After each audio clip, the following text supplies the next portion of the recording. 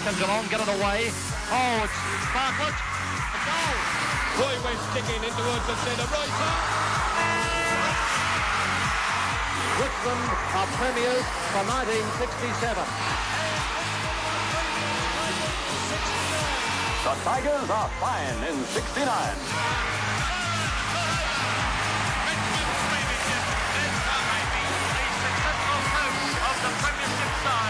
Richmond, too good. Their second successive premiership. What a thrill for them. Bartlett and Magro having a battle there, but it's Bartlett getting around Magro. Look at the little jam go. Coming around the boundary line, going for goal number 7. What's the result? And there's the sign. Richmond defeated Collingwood by the biggest ever margin in a grand final.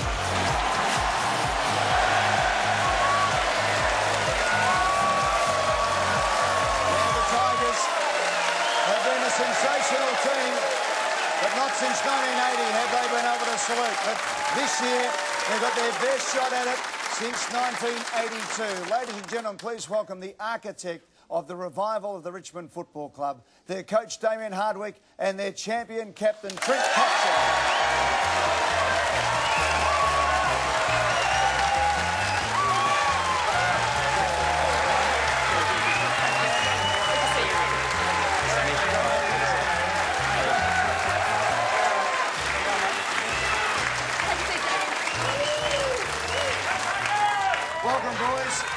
This time last year, there were two different factions trying to roll the board, and they were running on a campaign of get rid of the coach and get rid of the captain. This time, your club is back in town as one of the big powerhouses of AFL football. You're a chance at a double chance. The home final's there as well. You've got a bit of work to go. But one of the great things in AFL football this year has been the revival of the Richmond Football Club. There's no doubt about that.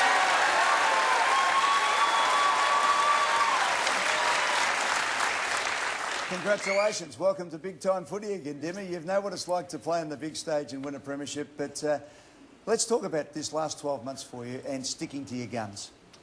Yeah, it's been a bit of a resurgence. It obviously, it was a pretty horrific 12 months previous, but under some good leadership and guidance from Brendan Gale and Peggy O'Neill, we've managed to stick fat. We sort of believed in what we were doing, although we had not quite the results we were after, and then the emergence of our skipper and Jack and Alex have certainly taken charge and got us back where we knew we could be. So it's really exciting for our fans, and they've hung tough over a 12-month block, but we're looking forward to rewarding them with some good football going forward. It's been longer than 12 months. They've hung tough. People thought you were off your nut when you said you'd be top 4 this year, though, didn't they? I don't think I said top 4, but I was pretty keen to get us back to finals, Susie. But I was very confident in what we were doing. We had some hiccups along the way, and look, our progression had been pretty linear up until that stage. So there was always going to be a stage we were challenged, and it was tough times. There's no doubt about that. And we spoke about it internally and then externally as well. And we're really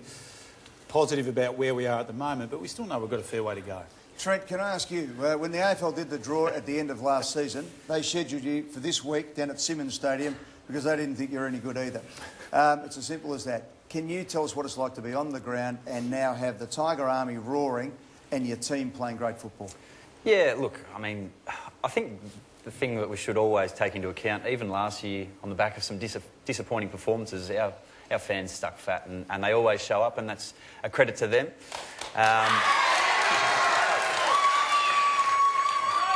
Granted, it's always... Of course, the parole rules in Victoria help that happen a lot, don't they? Let's be honest about it.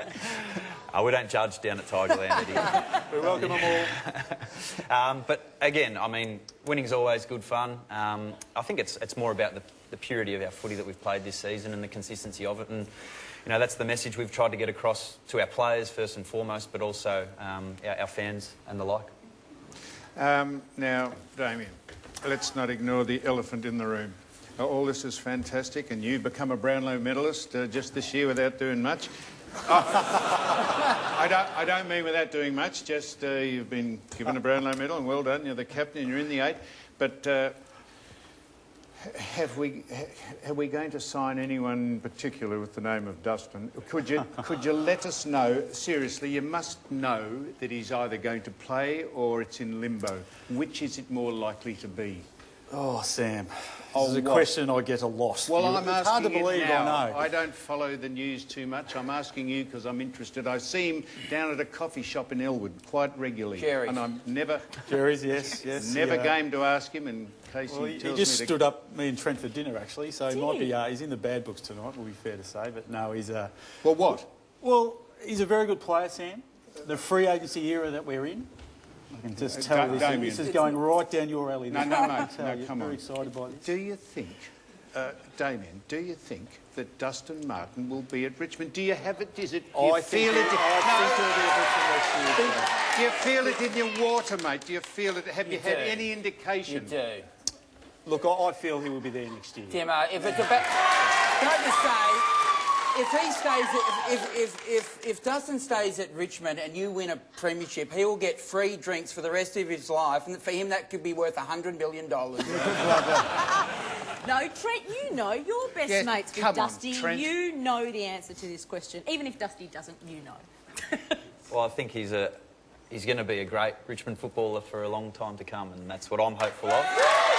And you could create history. You could have 2 Brownlow medalists in the 1 year from the same club. There you go. That's a really good point. Yeah. Damien, can I ask you, mate, just on to where has the renaissance been in the last 12 months? You've got a couple of good players in there. Curvis has been a great player for you. Prestia, I think, has just given you that extra midfield strength. It's allowed this bloke next to you to go forward rather than having to go behind the ball a lot. Yeah. But it has made a big difference to your team. You just seem to have got the balance right, and sometimes it only takes a couple of things to come together. Yeah, it does. Obviously, the influx of talent over the summer was important with those 3 players that you mentioned, and Nan Curvis is the other one that we brought in. But I think the biggest thing that is just the belief that our side has brought, and we spoke about it, and the connection, and then, you know, we've had some pretty good sessions about how authentic we've become, and, you know, we're just putting it all out there. Our boys are just playing footy. They've become more childlike, which is funny in nature, but the game of footy's become fun again. You know, last year I'm the first to admit that my reins were too tight. I loosened them, and the boys have come to play. You know, they get drafted for a reason, so we speak about just playing to your strengths and off you go, and there's some things that we still do according to team rules and that, but primarily I sit in the box and relax and watch them go and enjoy coming to watch them play, and we've got some wins on the board as a result of it. Damien, excuse me, Trent, Damien, do you think Dustin Martin... It's no good saying you think he might, or is that an appeal to him to sign, or do you have some knowledge that it is closer now rather than further away? Sorry about leading into there, Beck. Why were you needing my microphone? I've got one of my own. I was trying to... Now, come on. Sam, I would love to give you an answer. I'll tell you what I will do. As soon as I find out, you'll be the first to know. Maybe we should ask your wife, because we know Mrs. Hardwick. She's got all the answers. And Husey, the first thing she said, if you go on that show tonight, there is not one mention of Mrs. Hardwick. Well, you've just mentioned it then. You mention it every time you speak. Have a look at this. My wife, Mrs. Hardwick, consistently reminds me about yelling at the kids. Listen, makes you feel good for 30 seconds, but they won't be doing that for 2 minutes more. You know, it's like Mrs. Hardwick. We have our blues every now and then, but we certainly make up. I prefer making up with Mrs. Hardwick more so than Kane Collins. Bucks is a bit of a funny one. He thought he was ringing me. He was actually ringing my wife, believe it or not. So he's rung Mrs. Hardwick. We always want a little bit more. Mrs. Hardwick says the same thing.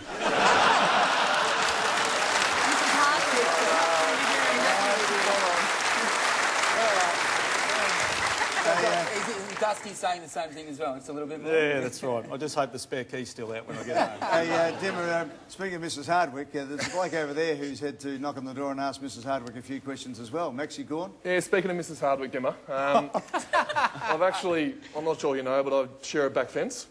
I have heard this, Max. Now, we're doing some renos, and the deadline is June, and we're pushing it, so we might need to get the builders working about 4 a.m. So are you able to ask Mrs. Hardwick if we can start around 4? Oh, crikey. I did hear that you bought a place out the back of my joint, which is great. Yep. All we've got to do is get his contract signed now, Sam. That won't be a problem, provided I drop over with the contract at some stage. Makes it be good. Trent, things are starting to move at Tigerland, and for you, a player of your calibre, to see and to have stuck, as you say, stuck fat, but to stick with the club right through that period. And tonight you've got a major announcement as far as the new sponsors concerned. Pull out the jumper you're going to be wearing next year, mate. NIB are joining the Tigers family as a major joint sponsor next year. a multi-million-dollar deal for the Richmond Football Club, one of the fastest-growing health insurers, providing health and medical insurance for 1 million Australian and New Zealand residents. This is a huge vote of confidence in the Richmond Football Club.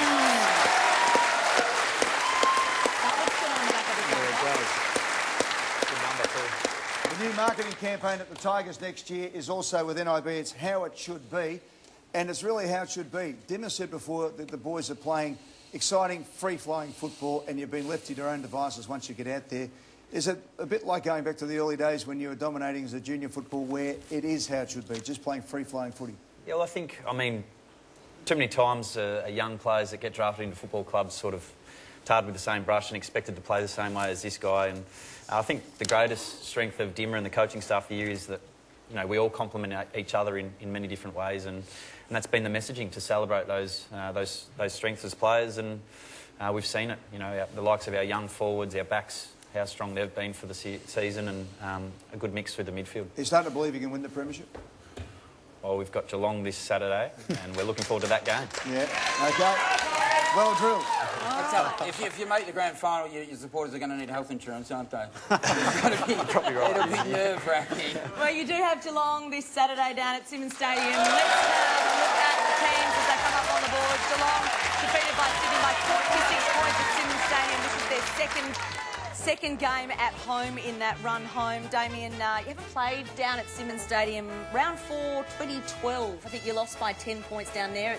I don't want to give too much away, but it is a very narrow ground. I shouldn't be speaking. I'm going to shut myself up. A lot of teams struggle with the narrowness of the ground, and they do kick out on the full a lot. Have you trained? Have you put the witches' hats in it down at Punt Road to narrow the ground? What preparation have you done to play down at Simmons, seeing you haven't spent a lot of time down there? We have this week. We showed our players the difference in size, obviously, from MCG to Simmons, and is quite narrow. And so we adjusted our ground size as a result, because, like you said, there is not a lot of space there on the wings. We're probably fortunate in a way that we don't really, use the width of the MCG as much as other sides. So we're really excited by the fact that we go down there. What are you laughing at, Sam? That's a great answer. So you don't use the width of the MCG, so it's been no problem. I've never noticed the ground's that narrow, is it? Yeah. Well, how narrow is it? Much narrower. I don't have the meterage in front of me. What is Mrs. Hardwick's obviously coaching the side mostly. What does she say? She has a fair say in it, She prefers the size of the MCG than Simmons Stadium. Hey, Trent. Trent, the Cats have won the past 12 matches against the Tigers, and that's fair enough because they've been a powerhouse side. You get Dangerfield back in the centre against you, but Selwood is out. Yeah, obviously two super impressive players, not just in their team but in the AFL.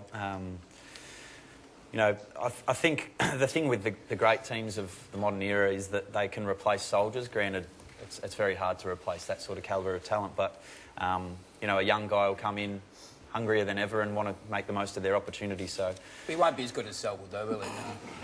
Oh, I don't know. Depends on the day, I suppose. Danger wood without wood is not as hard. There's no doubt about that. But it's still danger. Don't forget that. And the big question, of course, is will Joel Selwood be back? He's had surgery on his ankle. It was a double twist, if you like. He did his inside of his ankle first up, and then he did his medial ligament after that, and also has been operated on during the week for syndesmosis. Let's cross to Joel Selwood's house right now to find out exactly what's going on. Hey, Dolly. How you doing? Welcome, Joel. Tell us, how did the surgery go? Yeah, it went well. I mean, I had David Young operate on it on Monday night, and it was a pretty simple operation where we just had to put a few bands in there to tighten it back up. So what does that mean? What do the bands do, and what does it actually do to your ankle? It was with syndesmosis. It just sort of means that the tibia and fibula bone are just pulling away from each other, so it just makes the ankle a little bit unstable. So by putting the bands in there, they just screw through both the bones and then clamp it at each end. And the lateral and the medial ligaments were both injured in the two different incidents that you had there. Has there been a prognosis about when you might be able to get back? Oh, pretty confident that, as I said all along, that I'll miss the rest of the home and away season. But looking at the first final, whenever that may be. I'm pretty confident that that will be the case. Joel, is your foot in a child's restraint? What's your foot in there? Well, I got told to dramatise it up. It's actually feeling not too bad, and I could actually probably have a bit of a kick tonight. Mate, we're loving the camera angle, I can tell you. How good's... They're not orange jocks either, mate, so... But if Calvin Klein are out there, they can send some down. No, the foot's actually feeling really good. Now, Joel, I don't want to make this about me, but I had 7 ankle operations when I was at Geelong, and every one of them my foot ended up in plaster. Is this because technology has moved on that it's not in plaster, or because I'd be staggered if you come back this year, judging by the trouble I had, but maybe you're a bigger, stronger, more bionic man than me. Well, probably the past print... probably what you just said probably makes a lot of sense, but yeah, it's what they've just moved on with the surgeries, that the doctors are able to turn these things around a lot quicker, and obviously the rehab that will be put in place will be pretty strong over the next little period too, but a lot is to do with how I'm going to heal, so I've got to be feeling good throughout this, so I look forward to hopefully getting on a bike within the next week, and then after that I've just got to go on how it feels. Joel, we are all hoping, and I speak of Geelong fans, obviously, that you're hoping to get back as soon as possible, but Dangerfield does come back in this week. A couple of weeks ago, he moved to full forward. He had one leg. He was able to kick 5 goals in 35 minutes. Is there any possibility that that Danger could possibly play his position, your position, Mitch Duncan's position, and Tom Hawkins' position all at once this week? No, I don't think so. Oh, I okay. think if anyone could, Danger. it probably could be him, but... you know, he'll go out there, play a role. We'll bring Motlop and Menzel back into the side, I think we just saw, and look forward to them being a little bit more healthy than what they have in the past. And then Reece Stanley will obviously help down the forward line with Tom being out through suspension. Joe, what we all love is how humble you are about you and Patrick Dangerfield in the side, and here's an example. What do you say to those suggestions that you're just a two-man team? Oh, I think if you take sort of the 2 top players out of most sides, then you're going to have trouble winning. Do you stand by that, Joel? I got caught off guard a little bit. I got caught off guard a little bit, I must say. I was on my way into surgery. The truth just slipped out, did it? You know, if Damien was happy to leave out Trent Cotchin and Damien Martin this weekend, we'd be pretty happy also. Good stuff. Hey, I understand Britt is standing by your girlfriend. Britt, can she walk into shot there? Britt, there she is. She's putting some ice cream together. Yeah, putting the ice cream together for him. What's his favourite ice cream? What do you have to do for him? Is he a good patient? He's a great patient. He's been patient with me because I've been running around doing a million things for him. But no, we've got the cookies and cream ice cream in the freezer. Okay, he doesn't need his tonsils out. He's playing soft food. Why do we need ice cream? I know, he just wanted cookies and cream. Oh, well, if he wants cookies and cream, give him cookies and cream. Britt, how long are you going to put up with this for, though? He's only been out of hospital for a couple of days. Nah, he'll be back on his feet soon. I think Sunday he said he's going for a walk. Sunday. Oh, that's great news. The sooner the better. Good on you, mate. Hey, Joel, thank you for taking the time out, mate. As we said, just out of hospital. We really appreciate you coming on the show tonight, and good luck, mate. We want you back. We want Geelong playing great football, and we want a great final series with one of the best players in the game, in Joel Selwood. Thanks very much for joining us. Speedy recovery, Joel.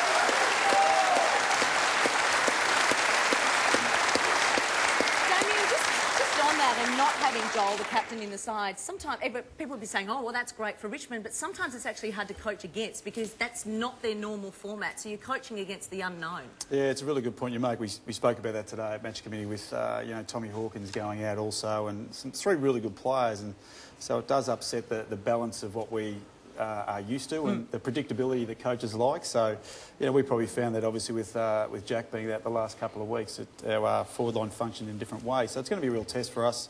They're still a very, very good side. They've got some very fantastic players coming back. And finally, Damien, once again, NIB, it's a fantastic sponsorship for you, but it is a mark of what's going on with the football club and a mark of not only respect, but just how well things are going. It must give you tremendous impetus going into what is going to be an exciting 2 months for your football club, hopefully. Yeah, it is really exciting, and, the support that that Brendan and the board and our fans have given us over this, this year has just been fantastic, and we're looking forward to giving them some reward. It's been a tough 12 months. We're excited about what we've delivered thus far, but we certainly feel like our best football is still in front of us. So hang with us. There you go. It's a good thing when the Richmond Tigers are up and about, I think, for football. So please thank Damien Hardwick and Trent Cotchin. Best of luck for the weekend. Best of luck. No, it's been terrific. It's a great feeling in Melbourne when you guys are up and about. Thank you very much for coming in. All right, we're going to take a short break on the Footy Show. We'll be back with much, much more.